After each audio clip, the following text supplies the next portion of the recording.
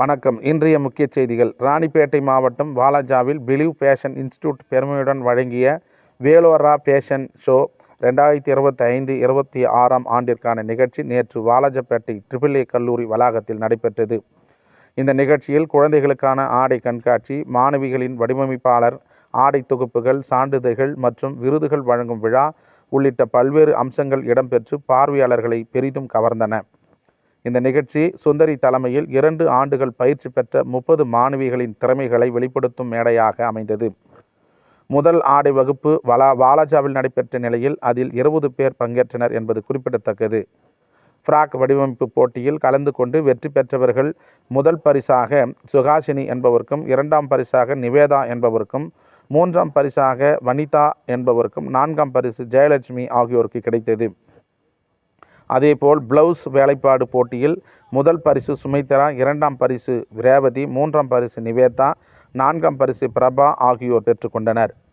இந்த ஆடை அணிவகுப்பில் சிறப்பு விருந்தினர்களாக தொழிலதிபர் அக்பர் ஷெரீப், KH நிறுவனத்தின் துணைத் தலைவர் சந்திரசேகர், துணைத் தலைவர் கனகராஜா, சுரேஷ் பிரேம் ஆகியோர் கலந்து கொண்டு வெற்றி பெற்றவர்களுக்கு பரிசுகள் மற்றும் கேடயங்களை வழங்கி கௌரவித்தனர்.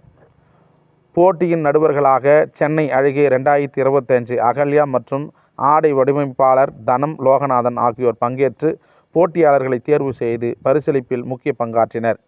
ராணிப்பேட்டை மாவட்டத்தை பொறுத்தவரை இந்த ஆடை அணிவகுப்பு மாவட்ட வரலாற்றில் முதல் முறையாக நடைபெற்ற பேஷன் ஷோ என்பது குறிப்பிடத்தக்கது.